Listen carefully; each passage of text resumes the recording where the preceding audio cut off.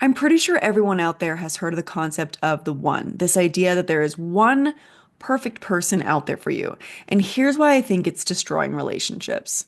As a somatic therapist and relationship coach who has worked with thousands of people across the world, the biggest thing that I see in people who subconsciously or consciously hold the narrative that there is the one out there for them is that it perpetuates this sense of perfectionism in their relationships. If you believe that there is the one out there for you, someone who is just right for you, someone who is perfect and is going to take away all the discomforts of the human experience, if you subconsciously believe that that person exists, then every time you run into your very human, imperfect partner's flaws, your mind is going to amplify those flaws. And then you're going to compare your very real, very human, imperfect, messy, wonderful partner to this fantasy, this obscure, elusive one that's supposedly out there for you. And the moment that your very real, very human partner doesn't measure up to this fantasy of the one, your brain is going to go, there's something wrong with you. And then suddenly, your wonderfully imperfect partner feels like a threat. And so you might notice yourself starting to nitpick your partner. You might notice yourself wishing that they were more perfect or different. You might even start judging yourself and your choice to be with your partner, even if they are wonderful and healthy and supported and consistent and committed. Because no one can live up to a fantasy.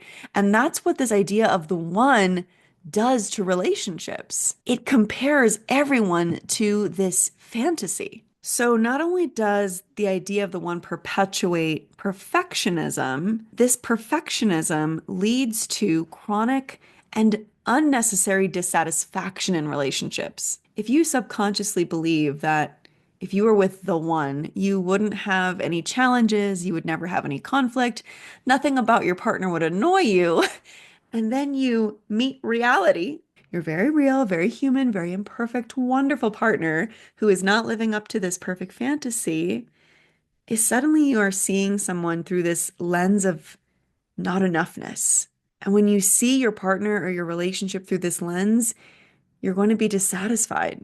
It's going to feel like nothing they could ever do or say or be is enough. It could never live up to the fantasy. And suddenly, this relationship that would otherwise be really wonderful feels like there's something missing. Suddenly, you're seeing problems that might not even be problems. They're just the reality of being human in a relationship with another human. Now, this is not to say you should overlook red flags. This is not to say that this is an excuse for your partner to exhibit unhealthy behaviors. But I am saying that no one is perfect.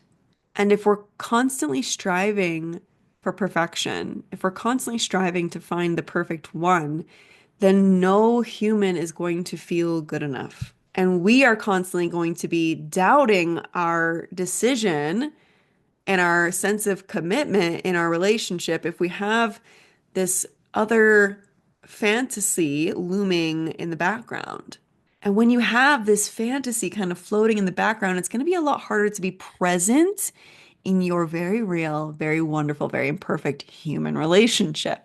And when you bump into challenges, conflict, or flaws, instead of saying, how can we work together as a team to grow from this, learn from this, deepen the connection, you're going to say, oh my gosh, I must not be with the one if we're having this problem in the first place.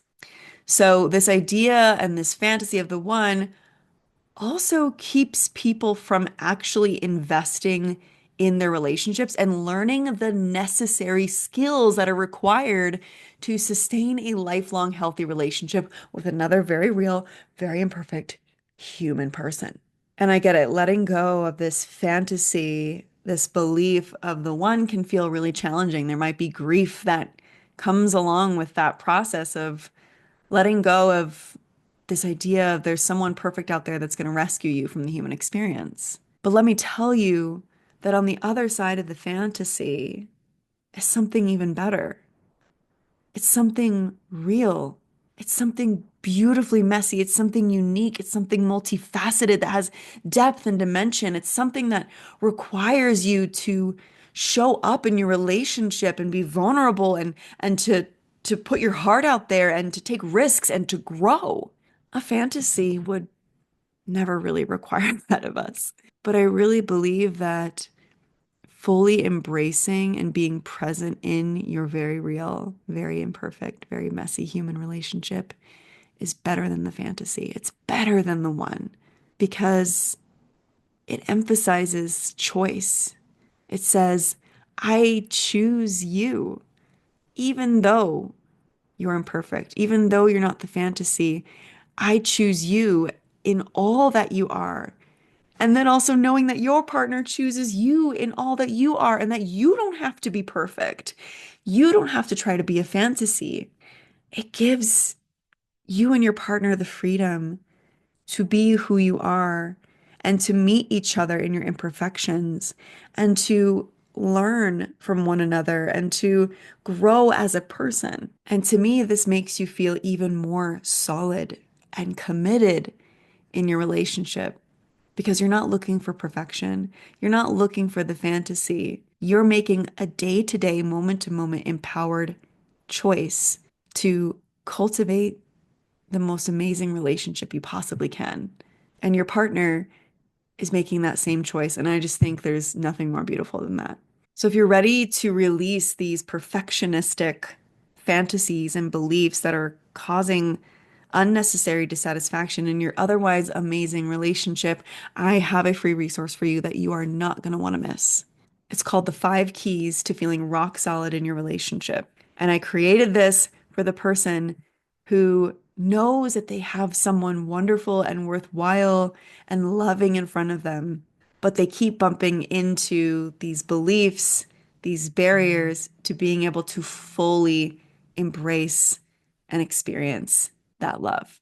You can get the 5 keys to feeling rock solid in your relationship now at the link in the description. This resource will cover everything from perfectionism in relationships to conscious communication. I know it's going to illuminate so much for you and help you to cultivate the most secure, loving relationship possible. And if you liked this video, please like and subscribe so that I know to make more videos like this. Thanks so much for watching, and I hope you choose love over fear.